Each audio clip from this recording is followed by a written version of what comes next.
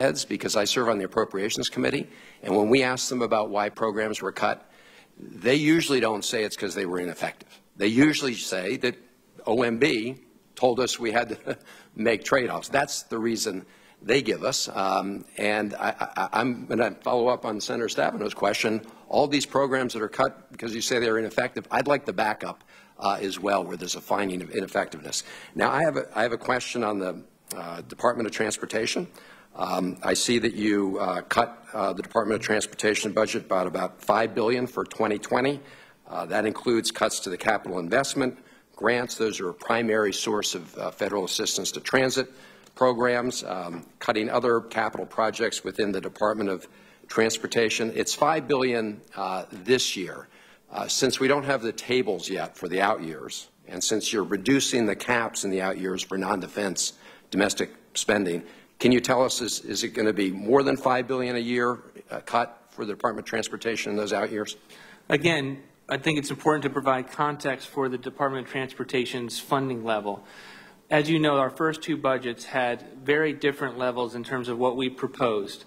We proposed, as a result of Congress saying we're going to spend more, we're going to have a higher non-defense cap level, we wanted a significant amount of that to go towards infrastructure to reflect our shared priorities on that front. We asked for a huge investment to be put forward as it pertains to infrastructure in the discretionary side. Yeah. That is why we don't go all the way. When we show a reduction, we're saying we're still above the fiscal year. So, but you're not. You're okay. I appreciate the commentary, but you are cutting by $5 billion the Department of Transportation. I asked you if that cut went right through the 10 years of your budget. I suspect it does. We don't have them yet. Usually when we have a budget hearing, we actually get the full budget. So that would be $50 billion minimum. And to pick up on what Senator Enzi pointed out, when you look at what you did with respect to the Highway Trust Fund, you essentially cut it by $146 billion. Now you say you're just following current law, right? Right. Now you didn't follow current law when in your baseline when it comes to extending the tax cuts for wealthy people, did you? No, we had a proposal. No, you had a proposal there. You had a policy proposal there, and you could have done the same exact thing when it came to transportation funding. So the reality is when you look at your policy proposals, you're cutting $146 billion under the Highway Trust Fund. You're cutting about $50 billion at least in the Department of Transportation. And then you come up and say you got a $200 billion infrastructure plan because the President says it's a priority. I net this out. It looks like you're underwater. It looks like it's net under 200. At best, you're even in terms of your infrastructure investments. When you add in the cuts to water infrastructure and your rural infrastructure programs, you're not even close. So how can you say this is a priority for the President, then come out with a budget that on net cuts infrastructure? Senator, we think that we've put forward a budget that includes significant investments. You put it in one pocket, and then with the other hand, you take it away. So it's a great shell game. But the reality is, on net, your budget is cutting infrastructure. Mr. Chairman, can I have one question on federal employees? All right. Are we going to have a second round for those of us who are sticking around? I appreciate it. So on federal employees, quick question, because it's not clear here. Your budget, as I see it, projects a 2.3% increase in the CPI, is that right? Yes. Okay. Do you include a cost of living pay increase for civilian federal employees? We don't, but we have a proposal in the budget to ensure that performance is rewarded at federal agencies so that high performance can get raises, can be retained. We think it's an important aspect of this budget because when we look at the federal employee surveys that come in, and only about 25% of workers think that their pay is in any way based on performance. And then we also look at the fact that overall federal employees receive more compensation than their private sector counterparts. As you know, Mr. Vogt, that is true for some sectors of federal employees. That's not true for lower wage federal employees, is it? Do you know what the starting wage for a TSA employee is? Off the top of my head, no. It's $32,000. Do you think that sounds does that sound way out of whack to you? There is certainly a universe of individuals where are underpaid and those who are overpaid. And I appreciate that, but for those that are underpaid, you're not giving them even a cost of living increase. In fact, you're cutting, this is my last question. You're effectively cutting their pay, and here's why. You have a proposal in here to increase the contribution that every federal employee has to give to their pension without increasing their pension by 1 penny. Isn't that true? We do have a proposal to balance what the employee pays along with what the agency pays to be able to save money. You're asking the employees, all of them put in more, right? They will have to put in more. And they're not getting a penny more in pension, right? Isn't that right? Not necessarily, Senator, because they can be eligible for for the money they put in, they're not getting any additional money. But in terms of when you're taking money out of a current paycheck and not providing any increased retirement benefit, that's a pay cut, pure and simple. If they're high performers, they can be eligible for bonuses and incentive payments. But if you're a $32,000 a year starting TSA employee, you're getting a pay cut. Thank you, Mr. Chairman. Yes, you used up the second turn as well. Senator Sanders. Thank you, Mr. Chairman. Mr. Vogt, when your budget or the President's budget proposes $1.5 trillion in cuts to Medicaid and $845 billion cuts to Medicare, when you propose that, you obviously studied how many people would die as a result of lack of access to health care. What conclusion did you reach? How many thousands of people do you think will die because of massive cuts to Medicare and Medicaid? Senator, those numbers that you cited are not accurate. We do not cut Medicare by $850 billion. What that doesn't account for is the fact that we take things outside of Medicare, for such as uncompensated care, to non-Medicare beneficiaries. We move that outside of Medicare. We're going to still spend money on uncompensated care for non-Medicare beneficiaries, but when you adjust for the things where we put it back in other parts of the budget, there is no cut at all because Medicare is going up each and every year, and also it's $517 in savings instead of the number that you cited. And there's a well, it's going up every year in nominal dollars. I understand that, but you will concede that health care inflation is higher than general inflation. So if you're not even keeping up with health care inflation, it in fact is a real health care cut. I mentioned earlier the very alarming concern that hospitals have about the devastation these cuts will do for senior citizens. And when you cut $1.5 trillion, you're also not including in your calculations the fact that there are more people who will be in the Medicare program. I suspect Medicaid, despite the administration's effort, will continue to expand. But you did not answer my question. There are studies out there which suggest that many thousands of Americans die every single year because they don't get to a doctor when they should. Did you, in your calculations about massive cuts to Medicare and Medicaid, come up with any numbers as to how many Americans will die or maybe get sicker because they don't have the health care that they need? We don't think any of those scenarios will result. In fact, we look at the current situation when we look at a tragic scenario where a young boy in 2007, 2008, DeMonte Driver, died because of the fact that he had a toothache because of the wait lines within Medicaid. And we say that's a fundamentally broken system. We want a different system. We want states to have more control over with less money. You want to throw, look, this president tried to throw millions of people off of Medicaid. Giving a block grant to a state with less money means massive cuts in Medicaid. Let's be honest about what you're doing. Let me ask you this question. President Trump campaigned about not cutting Medicare, not cutting Medicaid, and he's making massive cuts to Medicare and Medicaid. What should the American people think about that? This budget's title is Promises Kept, Taxpayers First, and for a specific reason. The president kept his promises to the American people in this budget. We do not cut Medicare, we do not cut Social Security, and we do not cut Medicaid. All right, I would respectfully suggest that is a dishonest answer. I think that's absolutely inaccurate. It is unfactual. And you will have to explain to somebody, not to me, why the hospitals in this country are scared to death about the impact that your budget and President Trump's budget will have on them. Please tell me what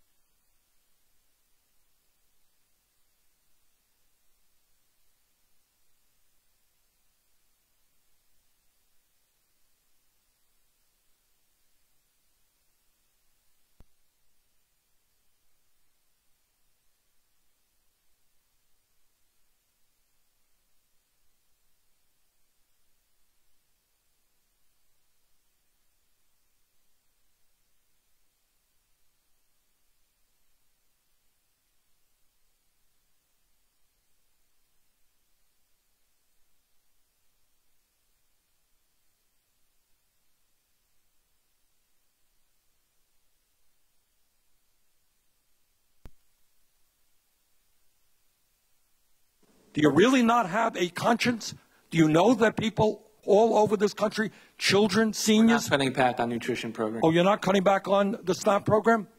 We have reforms in the SNAP. Oh, reforms. Work requirement of a harvest box. We're not. How much are you cutting back on these programs? We have about $200 billion in savings from those. Oh, in savings, I see. See, to listen to these hearings, fellow Americans, you need to get a dictionary. Savings means cuts.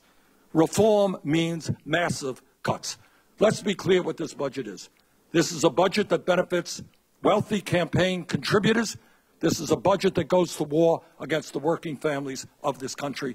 This really is, in fact, a disgraceful budget, and I'm happy to say that there are going to be very few people, even Republicans, who will vote for this terrible budget. Thank you, Mr. Chairman. Thank you, and I want to thank the witness for being here to testify. Again, I would mention that you have to go through this even though we just consider a president's budget to be suggestions.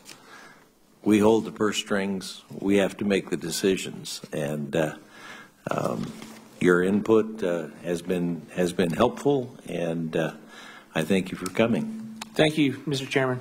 There's an opportunity for those senators that were at other places to submit questions that I hope you will answer promptly. They have to have them in by tomorrow night at 5 p.m. And so any additional questions can be submitted. Thank you. Adjourn.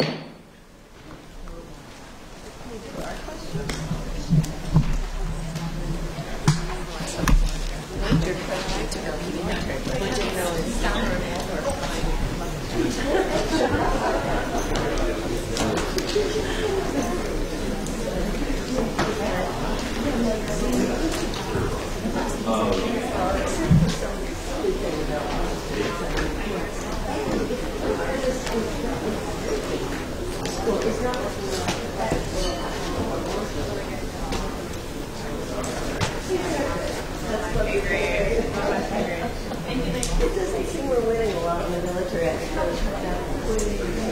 We should.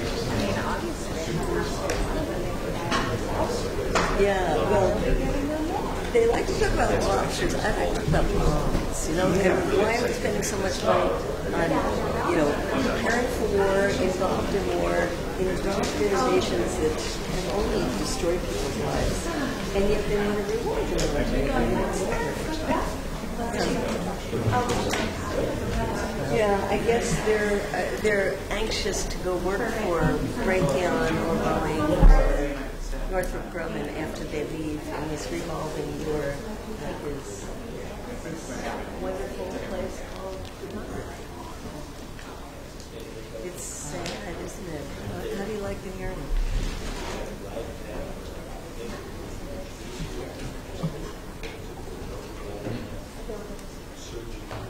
Yeah, the Democrats were actually. I thought he was better than usual.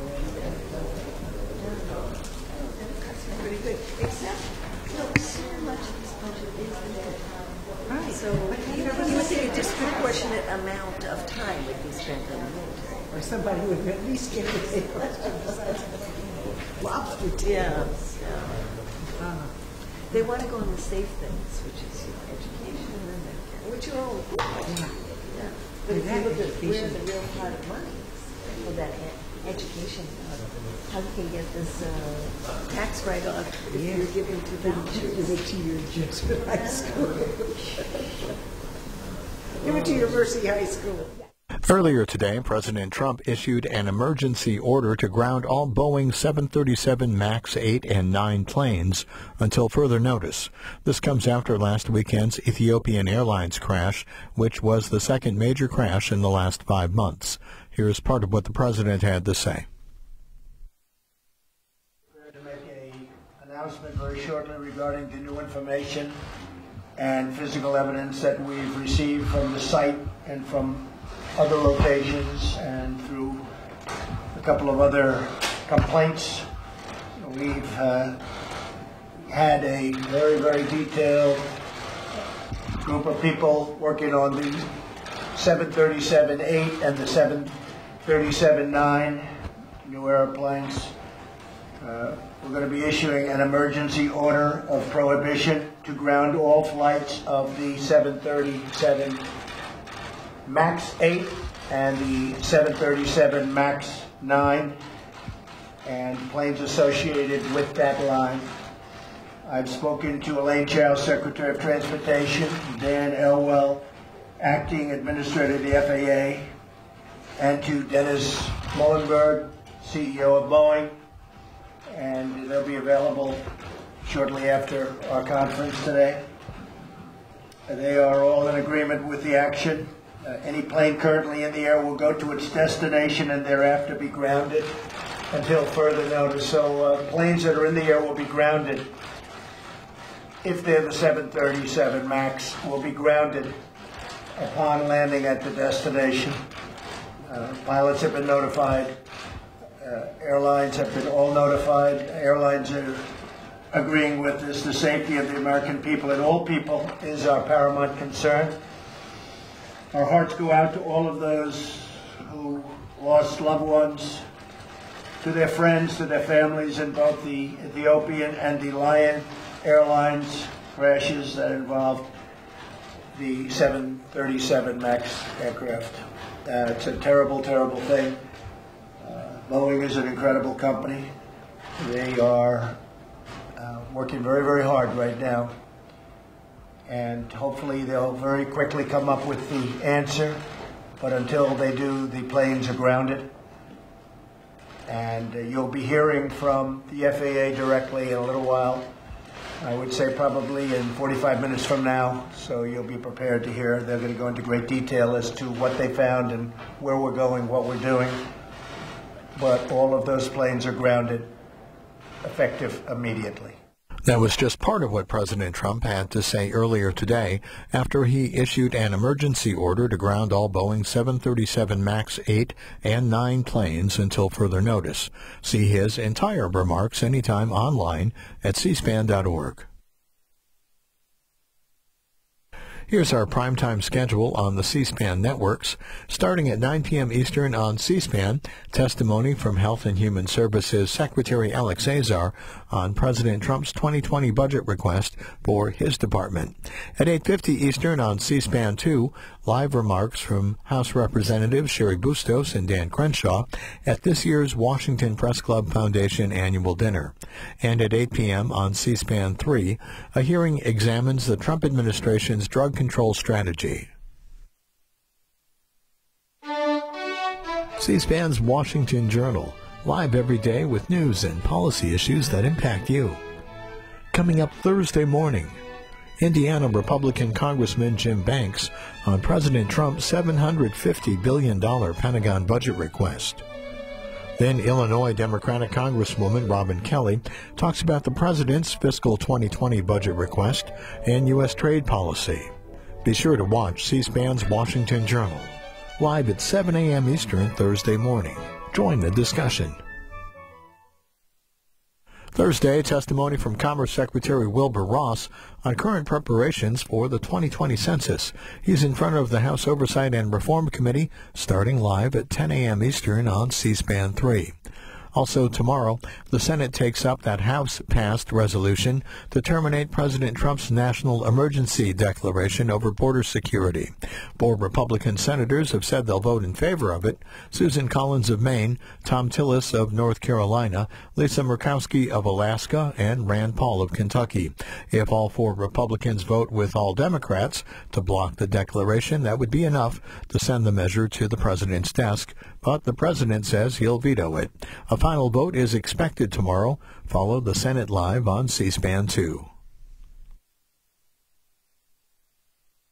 Watch American History TV live on Saturday, starting at 9 Eastern from historic Ford's Theater in Washington, D.C., for the 22nd Annual Abraham Lincoln Symposium.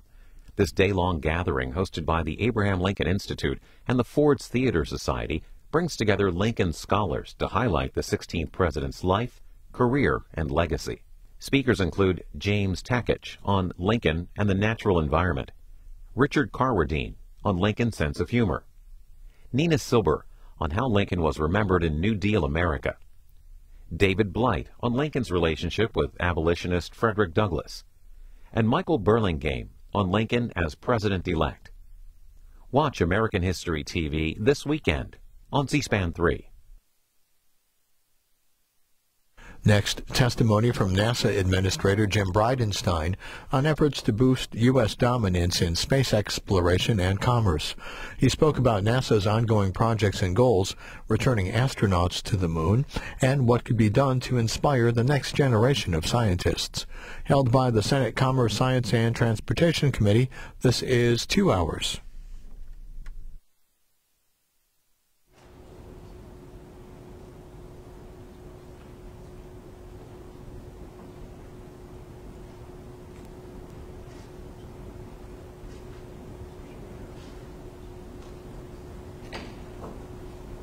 This hearing will come to order. Thank you all for being here.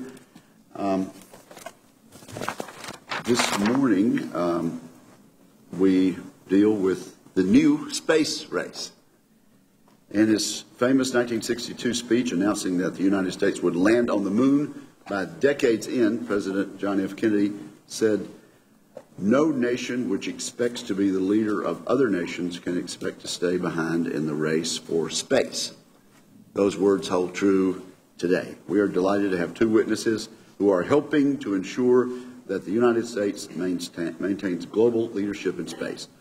The Honorable Jim Bridenstine, Administrator of the National Aeronautics and Space Administration, and Mr. Kevin O'Connell, Director of the Office of Space Commerce at the Department of Commerce. We are grateful to have you here and thank you for your presence. Looking forward to your testimony. 2019 is an exciting year for space. July 20th will mark the 50th anniversary of the NASA Apollo 11 mission. I was in a dormitory in Oxford, Mississippi on that particular date, hard to believe, which landed humans on the moon and fulfilled President Kennedy's bold vision for human space exploration. By year's end, NASA Commercial Crew Program will be launching American astronauts from American soil and by American companies. NASA's flagship human exploration program, the Space Launch System, SLS, launch vehicle, and Orion spacecraft will likely achieve a number of milestones this year, including the core stage assembly and integration. That would be followed by test firing, the core stage at Stennis Space Center in Mississippi. The dedicated workforce and testing assets at Stennis show the importance of maintaining national space infrastructure and programs. We've entered into a new space race. This race is different from the one America won 50 years ago. The new space race has three dimensions. First, the United States must maintain its position as the international partner of choice for current and aspiring spacefaring nations. Strengthening international partnerships through cooperation on space endeavors enhances our prestige around the world. The International Space Station is a key part of the U.S. global leadership. But NASA's FY 2020 budget request proposes to end the funding for the ISS in 2025. Witnesses should detail opportunities to enhance space partnerships with other nations and demonstrate how the budget request supports those efforts. Secondly, America must maintain our position as the focal point for space commerce. We want space companies to be established and continue to grow in the United States. The global space industry is expected to grow from around $400 billion today to nearly $3 trillion over the next 2 decades. President Trump has supported the commercial space industry through policies to streamline regulations for launch, remote sensing, spectrum usage, and export control. In particular, I commend the Vice President's leadership of the National Space Council, which has achieved interagency consensus on critical issues and provided bold and clear direction on space policy. Perhaps Mr. O'Connell will address the current state of the industry and provide the committee with a progress report on meeting various space policy directives to promote the commercial space industry. Administrator Bridenstine should also address NASA's role in partnering with commercial providers and growing the industry. And third, as competition in commercial space heats up, we must stay ahead of rising space powers, notably China. Maintaining America's position as the preeminent spacefaring nation is the final dimension of the new space race. China's space program could represent a significant challenge to American leadership in space. A recent Defense Intelligence Agency report noted that China's space program supports both civil and military interests. In January, China became the first country to explore the far side of the moon. By 2025, China plans to complete its satellite navigation system rival to GPS, launch a rover to Mars, operationalize a space station, and begin building a moon base, among other ambitions. President Trump has provided clear direction for NASA to lead an innovative and sustainable program of exploration to enable human expansion across the solar system. He is right. I hope our witnesses will tell the committee how America can maintain an edge over foreign space programs and show how the budget request will help sustain American leadership in space. It is essential that we have consistency in policy, stable and sufficient funding, and a robust set of international and commercial partnerships to achieve these goals. Against a backdrop of international competition and a burgeoning space industry, the stakes articulated by President Kennedy more than half a century ago are even higher today. I look forward to working with my colleagues to help sustain America's space leadership, and chief among those are my friend and our ranking member, Senator Cantwell, and I recognize her for her comments.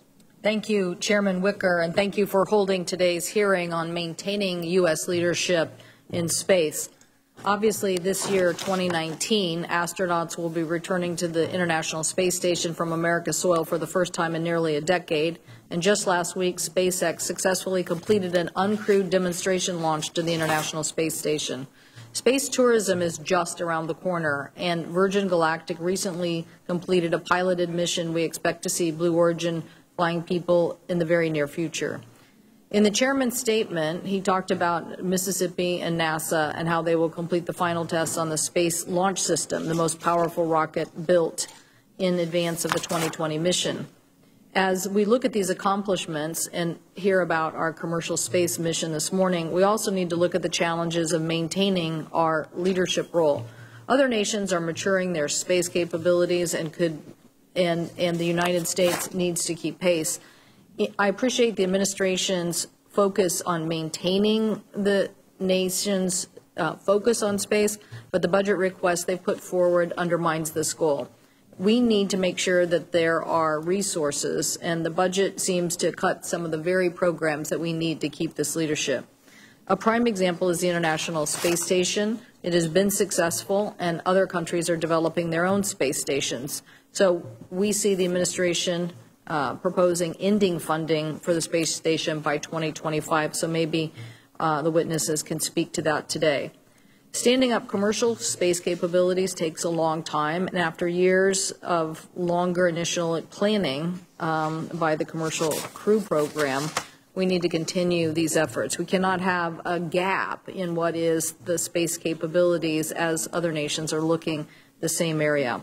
The administration's proposed budget cuts are concerning on a number of fronts. For starters, cutting funding to the enhanced upper stage, the component of space launch systems that will enable long-term goals of the program, is problematic. Also, the administration is proposing to cancel the Earth Science Mission and zero out the funding of the Office of STEM Engagement. NASA is uniquely positioned to inspire the next generation of scientists and engineers, and canceling relatively low-dollar education programs, I think, is short-sighted. So all of these cuts, I'm sure last year Congress rejected most of them. I expect that Congress will see the wisdom of rejecting them again. But nonetheless, it's important to bring up that we have to make the right prioritization of these programs if we want to continue these missions going forward.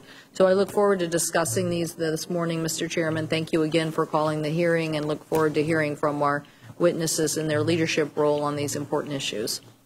Thank you very much, Senator Cantwell. And we'll begin our testimony This morning, with Administrator Bridenstine, we'll ask each witness to limit opening statements to 5 minutes. Your entire statement will be placed in the record by unanimous consent. Mr. Administrator, welcome. Thank you, Chairman, and it's good to be here, Chairman, Ranking Member, members of the committee. I just want to share with you, as you mentioned, Chairman, in your opening statement, this year marks the 50th anniversary of Apollo 11 and our landing on the moon. And from that day to this day, the United States of America has led the world in space. We have been the preeminent spacefaring nation. And I am confident, with your leadership, that we will be able to continue that position into the future. A couple of things that I think are important to note to achieve this objective. We need to have really impressive goals and stunning achievements that the world can get behind. I can tell you, as the NASA administrator, when I meet with our international partners, one of the things that they are most excited about is the idea that we're going to go to the moon again. This time we're going to do it differently. This time we're going to go with international partners, and we're going to go with commercial partners.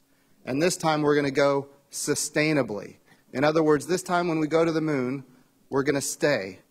Not permanent human presence on the moon, but with landers and rovers and robots and humans, with more access to more parts of the moon than ever before.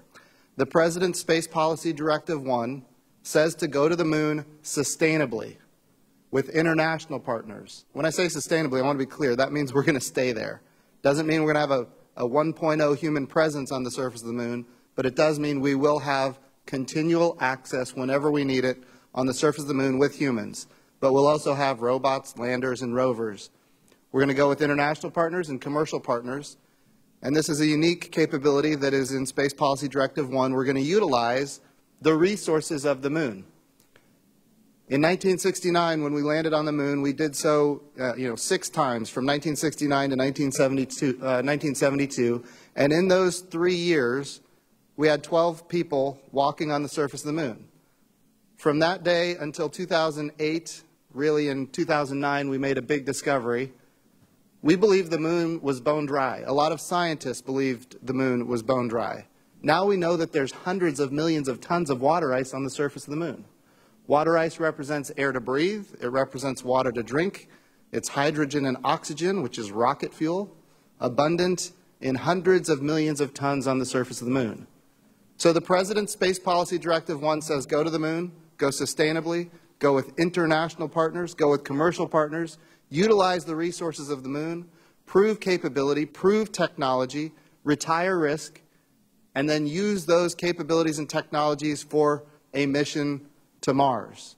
That's the objective of this administration. And I can tell you, when I meet with my colleagues around the world, the heads of other agencies, they are all very, very excited about partnering with us in this endeavor. In fact, recently, just a couple of weeks ago, we announced that we now have a collaboration with Canada on this next generation endeavor. And that collaboration, according to the Prime Minister, is for the next 24 years, which is critically, which is a great partnership. It's the first one in this next generation. But I think the biggest thing to note this, and this is about American leadership, the biggest thing to note now is that there are more space agencies on the face of the planet than ever before. And there are more coming online, which means there's more opportunity for partnership, more opportunity for shared resources, more opportunity to do more than we've ever been able to do before. And all of that is very positive. And I do believe we are the partner of choice in the world. I also believe it's critically important that we sustain that position. So, Mr. Chairman, Ranking Member, members of the Senate, I'm honored to be here. Look forward to answering your questions. Thank you very, very much. Mr. O'Connell, welcome. Good morning, everyone. My name is Kevin O'Connell, and I'm the Director of the Office of Space Commerce at the Department of Commerce inside the National Oceanic and Atmospheric Administration. I'm pleased to testify before you today with Administrator Bridenstine about U.S. leadership on the final frontier. My perspectives are drawn from my early time at the Commerce Department, as well as my many years of work on the policy, market, and security issues related to commercial remote sensing.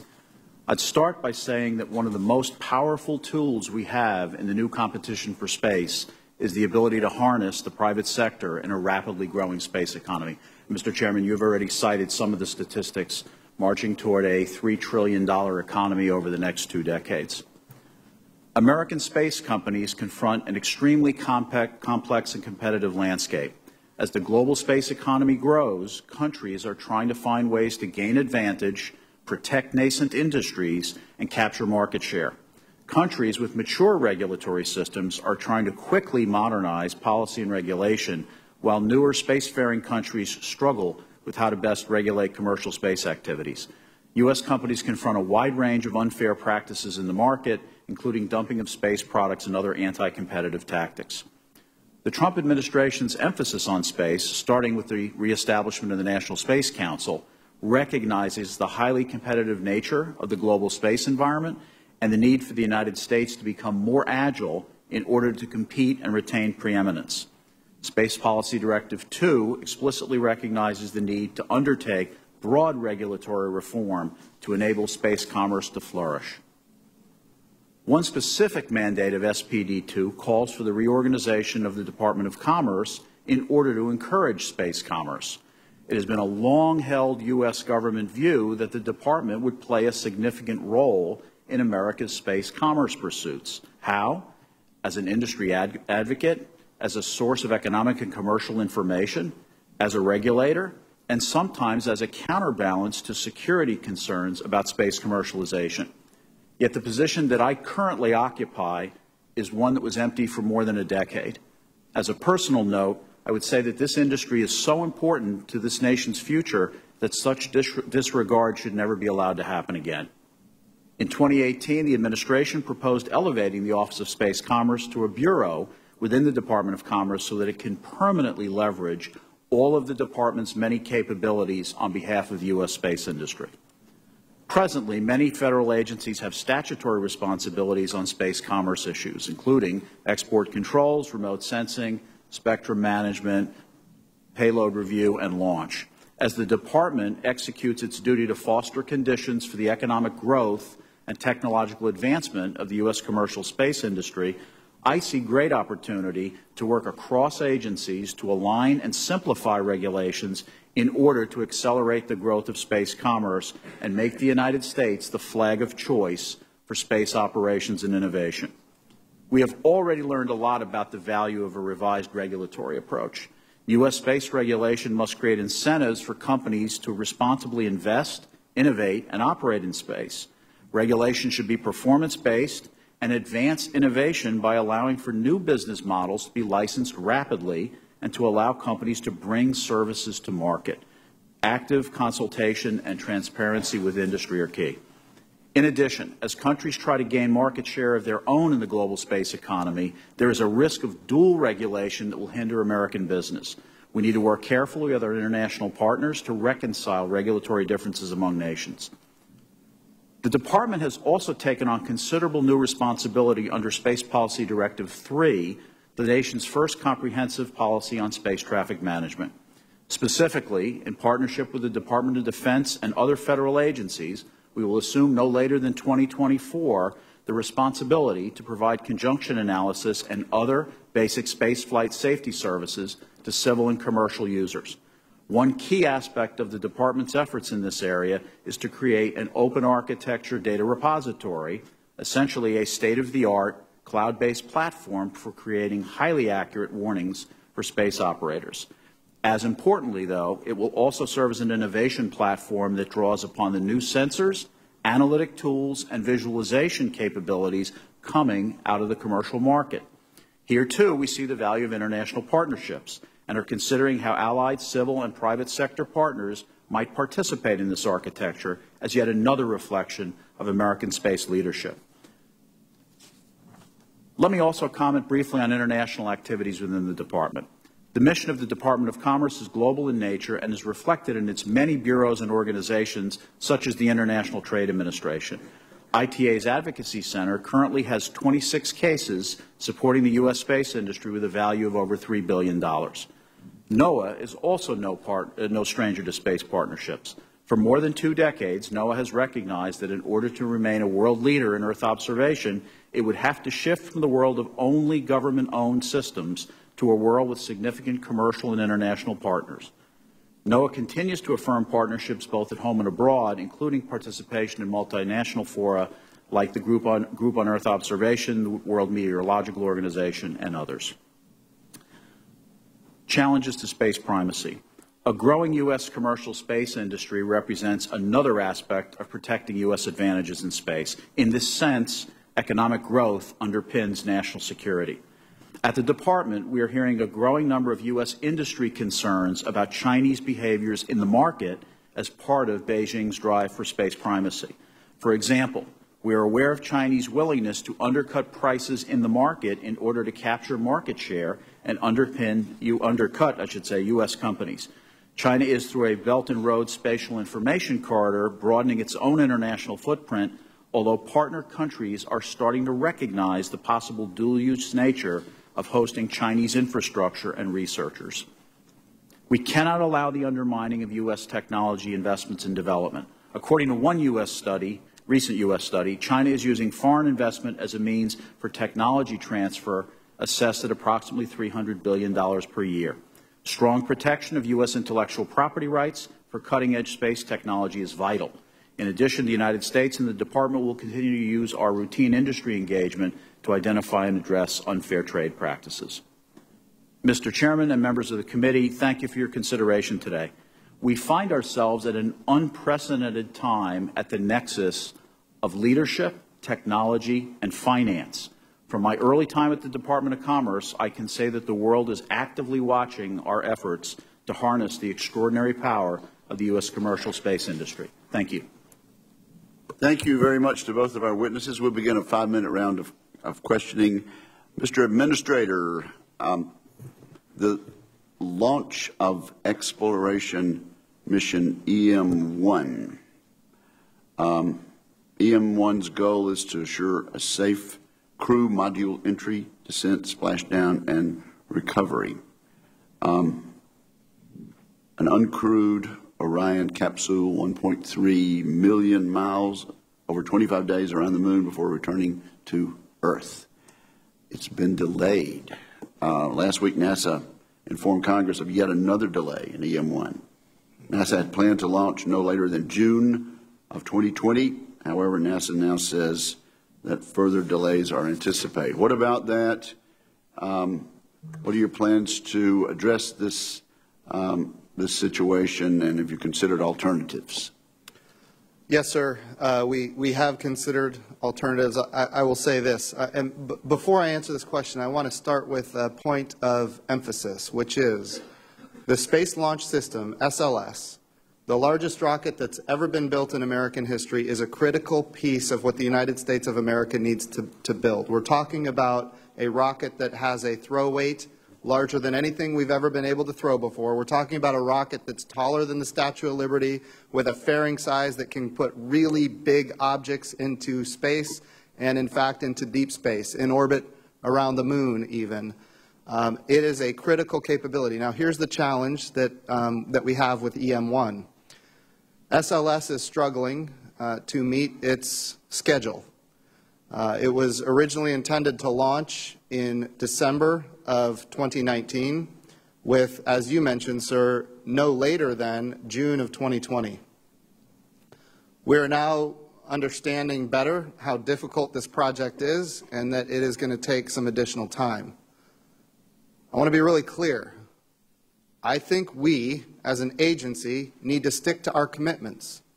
Sir, if we tell you and others that we're going to launch in June of 2020 around the moon, which is what EM1 is, I think we should launch around the moon in June of 2020, and I think it can be done.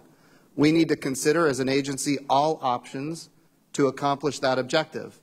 Some of those options would include launching the Orion crew capsule and the European service module on a commercial rocket.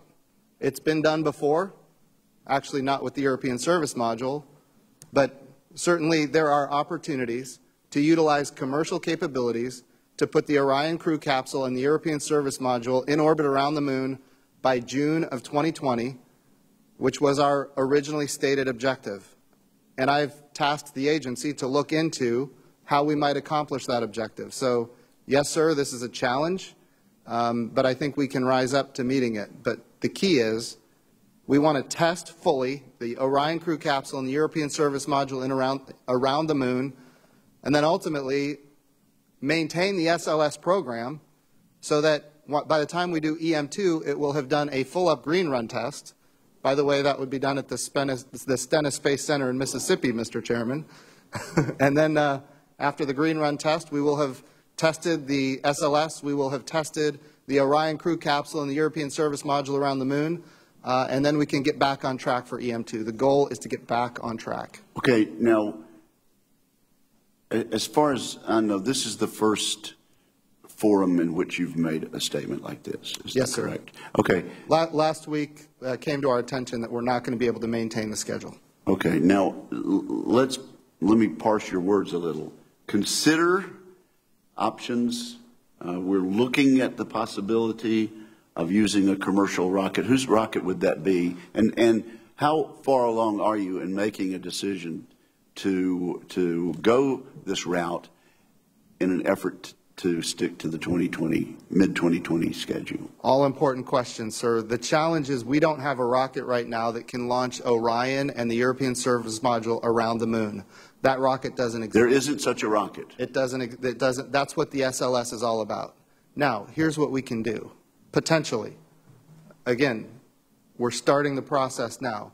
We could use 2 heavy lift rockets to put the European Service Module into orbit around the Orion crew capsule and the European Service Module in orbit around the Earth, launch a second heavy lift rocket to put an upper stage in orbit around the Earth, and then dock those 2 together to throw around the Moon the Orion crew capsule with the European Service Module. Now that is, I want to be clear, we do not have right now an ability to dock the Orion crew capsule with anything in orbit. So between now and June of 2020, we would have to make that a reality. This is 2019. Yes, sir. Here's the glory of the United States of America. We have amazing capability that exists right now that we can use off the shelf in order to accomplish this objective. Just a few years ago, we launched an Orion crew capsule into deep space on a commercially procured rocket. That has already happened. What's different now is we have this European Service Module, which is how we have propulsion and life support and all those capabilities that we need to last for a period of time with humans in deep space. We can use off-the-shelf capability, sir, to accomplish this objective for EM1, but not change the direction of the SLS and EM2. Okay, well, I'm not setting a real good example of the time, but this has really been my only question. How close are we to being able to make a decision about whether to do this or not? I think it can be done, sir, in the next couple of weeks. And every moment counts. Because I want to be clear, NASA has a history of not meeting launch dates, and I'm trying to change that. And what are the expense considerations in making this decision?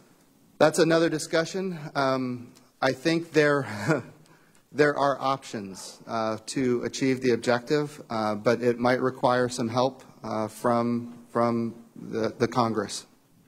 Well, I'd sure like to keep us on schedule. Thank you very much. Senator Cantwell. Thank you, Mr. Chairman. And again, thank you to the witnesses. Mr. O'Connell, I think I'm going to focus a little bit more on you this morning, and I guess that's because the state of Washington, I think, now has over 6,000 employees, over 1,400 different space companies, and it's remarkable to me how much this has flourished in the last several years. I remember the late Paul Allen in his early days of trying to challenge everyone in this area, and you can see how much it's become, as some people call it, a little Silicon Valley for space in the Pacific Northwest. So your comments about an open architecture are interesting to keep that dynamic going, and want to understand how novel you think that is in generating more, I don't know if you would call them applications, but more interest, if that becomes almost a critical point to our national strategy, because it is an open architecture.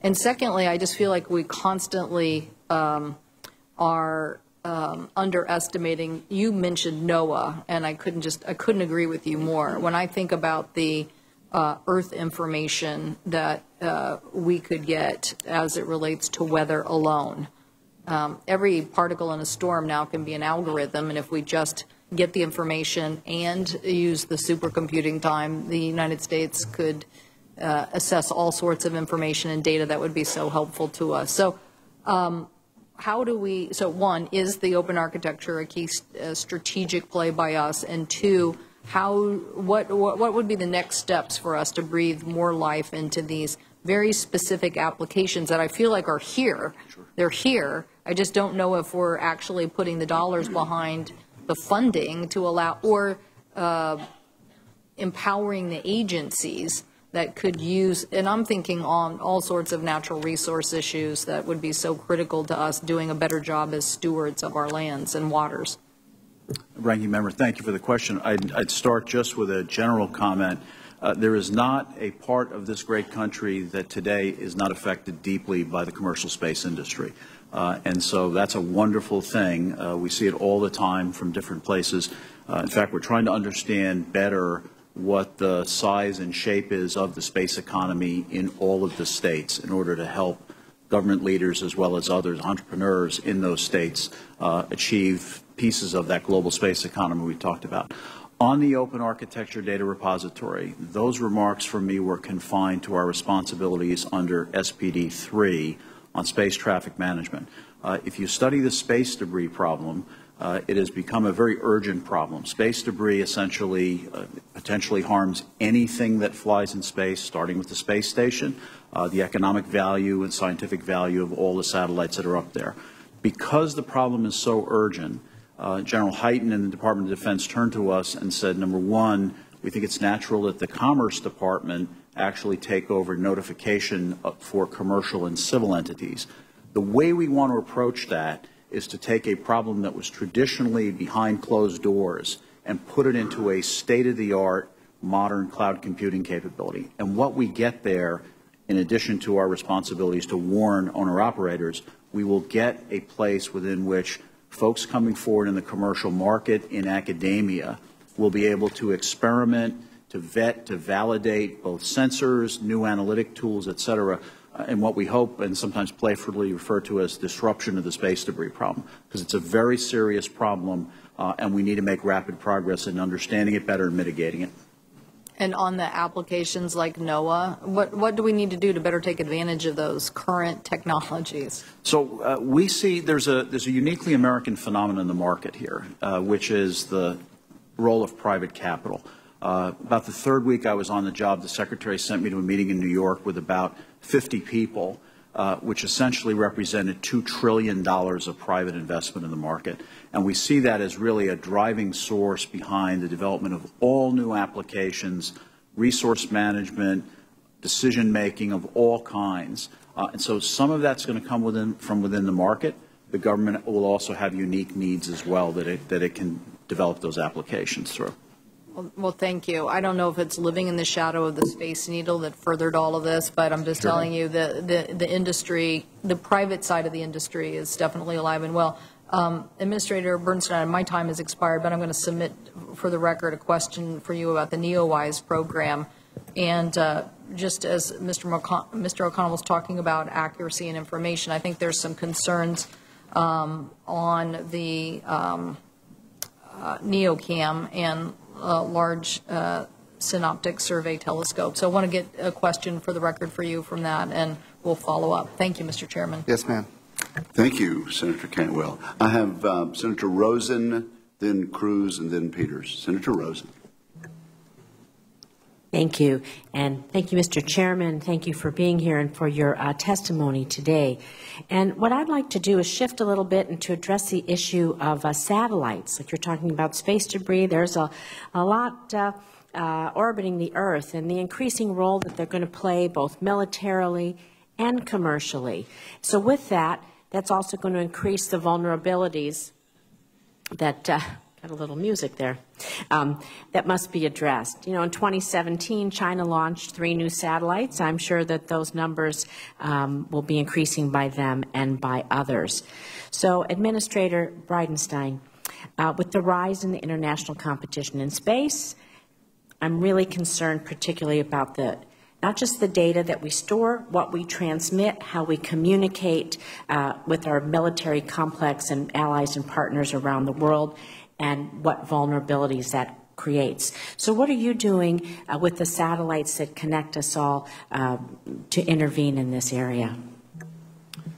So that's an important question when you think about space-based communications. When you think about what a satellite is, Senator, it is a node in a communication network. That's all it is.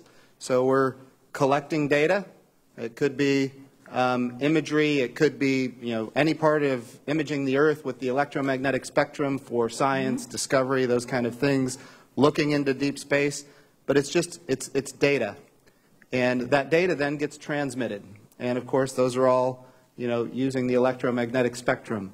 So one of the challenges is, and we've seen this in the past, especially as it relates to NOAA, one of the challenges is we have competitors in the world that would love to, shut down our capabilities when and if they like. Not even shut down. What about modify the data that's returned to us so we make an inaccurate, changes the outcome of an algorithm for something in our military, perhaps? So so that is definitely a concern. I will tell you what the DoD does and what NASA does. We're kind of different. We intentionally try to make sure that our data is available to the world. We give it away for free. We want to make sure that we are doing science, discovery, exploration, all of those things that are soft power things.